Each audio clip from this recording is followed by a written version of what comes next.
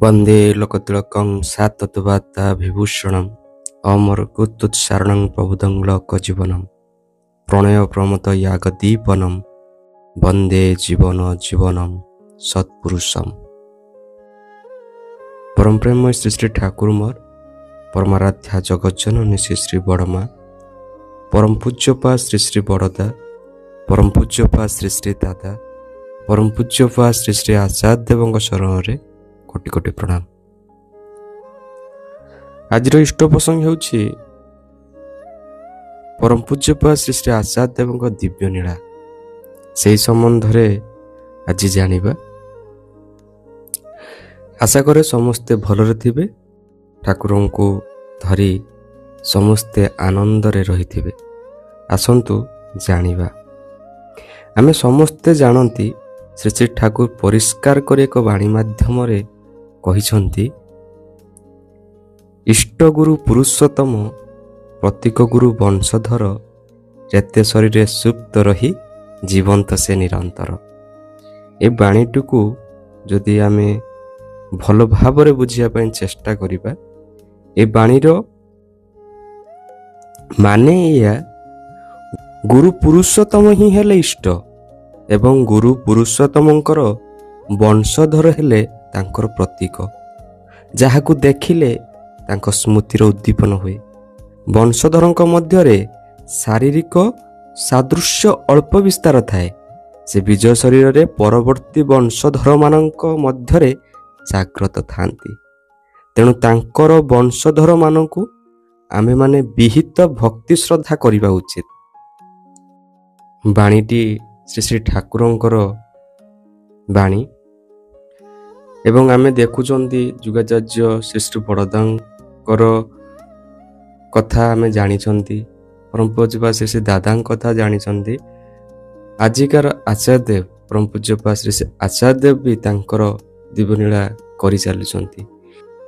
मनुष्य जेतेबेले डिप्रेशन अवसाद भितरे बुड़ी जाए सेतेबेले खोजे टिके सहारा, जहाद्वारा कि से सहारा पाई आनंद रे भरी जाता कि ता मनटा।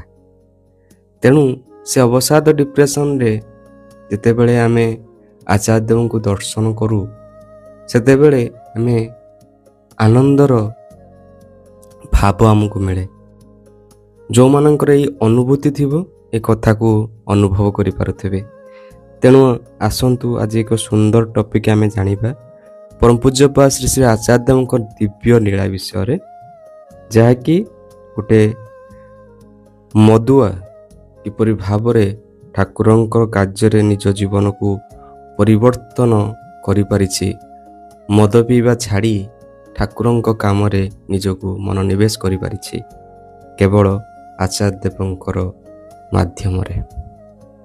दिने जने 23-24 वर्षर पिला आसे। से निवेदन करे आगे से प्रतिदिन 2-4 हजार टंकार मद पीवा सह विभिन्न निशा करुला। एबे करे ना, एबे से भल हो जाइछि। दिने एते टंकार निशा करिवार कथा सुनी समस्ते पिलाटी आड़े चाहि रहिले। पिलाटी आचार्य देव को प्रणाम करी जणाए, आगे से प्रतिदिन खूब निशा करुला। घरर काहारी कथा शुणु नथिला। घरर लोके संगे दूरत्व बढ़ु थाए। निशा पाई टंका संग्रह करिबा कमर्ष ता पक्षे कठिन होई आसुथिला। सेतेबेले लोकंक निकटरू टंका धार करी निशा करुथाए। किंतु एभावे तो बेसी दिन चली पारे ना। एक समय चारिपार्श्वरू परिवार आत्मीय स्वजन बंधु बांधव पड़ापड़ोशीक निकटरू चाप आसीबाकू आरंभ करे।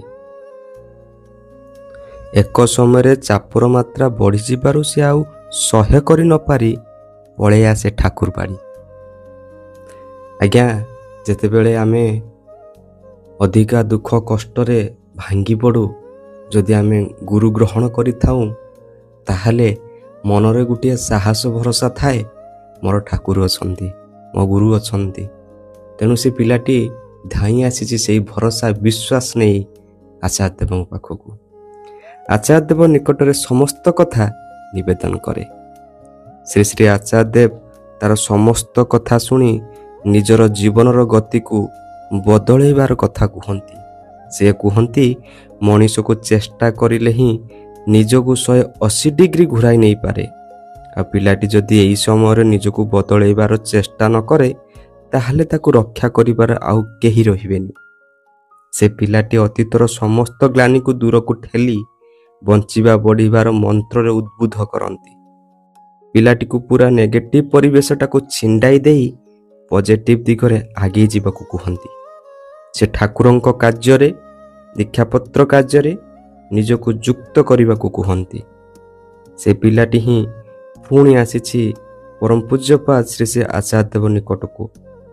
ତାଙ୍କ କଥାରେ ପିଲାଟି ଏ ମଧ୍ୟରେ ନିଜକୁ ପୁରା ବଦଳାଇ ଦେଇ ଏକ ସମୟରେ ସେ ନିଶା ଜଗତରୁ ବାହାରି ଆସିବାକୁ ସକ୍ଷମ ହୁଏ। ପିଲାଟି ଆଜି ଆଚାର୍ଯ୍ୟଦେବ ନିକଟକୁ ଆସିଛି ଆଉ ଥରେ ନିଜକୁ ଉନ୍ମୁକ୍ତ କରି ମନର କଥା ଖୋଲି କହିବାକୁ। ପୂର୍ବଥର ଭଳି ମୁଖମଣ୍ଡଳରେ ଚଞ୍ଚଳତା, ମଥାର କେଶ ଅବିନସ୍ତ, ଅଳିଆମଳିଆ ନାହିଁ। ଏଥର ସେ ଯେପରି ଅନେକଟା ଶାନ୍ତ, ଆତ୍ମବିଶ୍ୱାସ ନେଇ ଫେରି ଆସିଛି।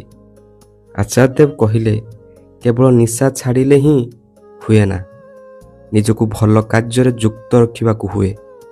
ନହେଲେ ପୁଣି ନିଜ ଉପରେ ପୁରୁଣା ଦିନର ପ୍ରଭାବ ପଡ଼ିପାରେ। କିନ୍ତୁ ପିଲାଟି ଜଣାଏ ସେ ଭଲ କାର୍ଯ୍ୟ ସଙ୍ଗେ ଯୁକ୍ତ ରହିବାକୁ ଚେଷ୍ଟା କରିଲେ ବି ଏବେ ଆଉ ଘରେ ହିଁ ରହିପାରୁନାହିଁ। କାରଣ ସେହି ସମୟଟାରେ ସେ ନିଶା କରିବା ଯୋଗୁଁ ଏତେ ଲୋକଙ୍କ ନିକଟରୁ ଟଙ୍କା ଋଣ କରିଛି ଯେ ଏବେ ସେମାନଙ୍କ ଚାପରେ ଘରେ ରହିବା ହିଁ କଠିନ ହୋଇଯାଇଛି। ଆଚାର୍ଯ୍ୟଦେବ ଗମ୍ଭୀର ଭାବେ ପଚାରିଲେ, କେତେ ଜଣଙ୍କ ନିକଟରୁ ଟଙ୍କା ଧାର ନେଇଛୁ? ପିଲାଟି ଜଣାଏ ସେ 30 ଜଣଙ୍କ ନିକଟରୁ ଟଙ୍କା ଧାର ନେଇଛି। ଆଚାର୍ଯ୍ୟଦେବ ପିଲାଟିକୁ ସମସ୍ୟାର ମୁକ୍ତ ହେବାର ଯେଉଁ ପଥ ବତାଇ ଦିଅନ୍ତି ତାହା ସଚରାଚର ଅନ୍ୟତ୍ର ଦେଖାଯାଏ ନା।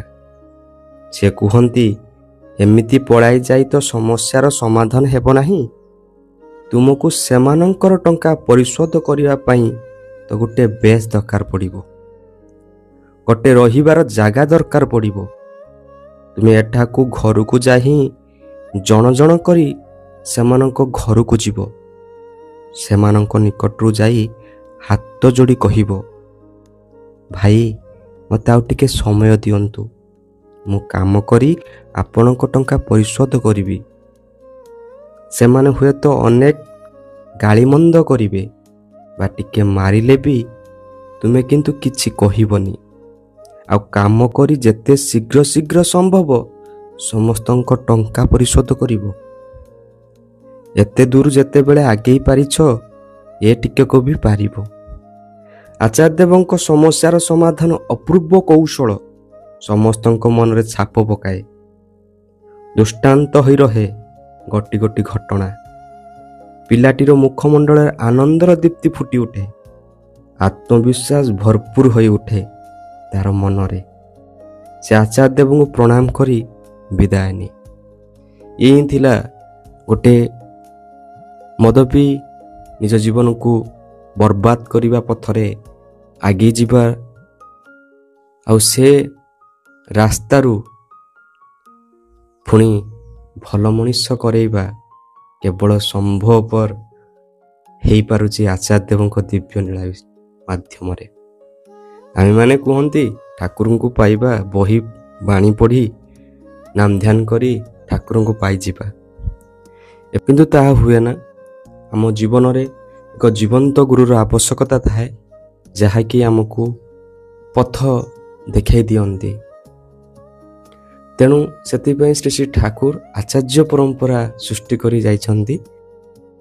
ଏ ଆଚାର୍ଯ୍ୟ ପରମ୍ପରା ମାଧ୍ୟମ ଦେଇ କେତେ ଲୋକ ବଞ୍ଚି ଯାଉଛନ୍ତି ତାହା କଳ୍ପନା କରିହୁଏ ନା। ଏହା ହେଉଛି ଅନୁଭୂତିର ବ୍ୟାପାର। ଯେଉଁମାନେ ଏହି ଅନୁଭୂତି ପାଇଥିବେ ମୋର କଥାକୁ ସେମାନେ ଅନୁଭବ କରିପାରୁଥିବେ। ସତରେ ଆଚାର୍ଯ୍ୟ ପରମ୍ପରା ନଥିଲେ ମଣିଷ ବହୁ ସମସ୍ୟାରେ ପଡ଼ିଯାଇଥାନ୍ତା। ତେଣୁ ଆଜି ବି ସେ ଆଚାର୍ଯ୍ୟ ପରମ୍ପରା ମାଧ୍ୟମ ଦେଇ ହଉ, ସବୁବେଳେ ଗୋଟିଏ କଥା, ଆମେ କିପରି ଆମ ଗୁରୁଙ୍କୁ ଭଲ ପାଇପାରିବା। ତାଙ୍କ ମୁଖରେ ସଦାସର୍ବଦା ସେଇ ଗୋଟିଏ କଥା, ଆମେ ଠାକୁରଙ୍କ କାମରେ କିପରି ଭାବରେ ଯୁକ୍ତ ରହିବା, ଠାକୁରଙ୍କୁ କିପରି ଭାବରେ ଭଲ ପାଇପାରିବା। ଆଉ ଭଲ ପାଇବା ହିଁ ମଣିଷକୁ ବଦଳାଇ ଦେଇପାରେ। ଜାଣିଥିଲା ଆଜିର ଇଷ୍ଟ ପ୍ରସଙ୍ଗ। ଆଶା କରେ କିଛି ଗୁରୁ ଭାଇ ମାଆମାନଙ୍କୁ এই ପ୍ରସଙ୍ଗଟି ହେଲ୍ପଫୁଲ୍ କରିବ ଆଉ ନିଜକୁ ଠାକୁରଙ୍କ ଦିଗରେ ଆଗେଇ ନେବେ ବୋଲି ମୋର ଆଶା ବିଶ୍ୱାସ। କାହିଁକି ଠାକୁରଙ୍କୁ ଭଲ ପାଇବା ଦ୍ୱାରା ହିଁ ଆମେ ବାନ୍ଧି ପାରିବା ବା ତାଙ୍କୁ ଧରି ପାରିବା। ତେଣୁ ଗୋଟିଏ ଭଲ ଡିସିପ୍ଲିନ୍ ଦ୍ୱାରା ଆମେ ଗୋଟେ ଭଲ ଡିସାଇପୁଲ୍ ହେଇପାରିବା। ଡିସିପ୍ଲିନ୍ ନଥିଲେ ଆମେ କିପରି ଭାବରେ ଭଲ ଡିସାଇପୁଲ୍ ହେଇପାରିବା ବୋଲି ମୁଁ ଭାବେ ନା। ତେଣୁ ପରିଶେଷରେ ସମସ୍ତଙ୍କୁ ଜୟ ଗୁରୁ। ବନ୍ଦେ ପୁରୁଷୋତ୍ତମ।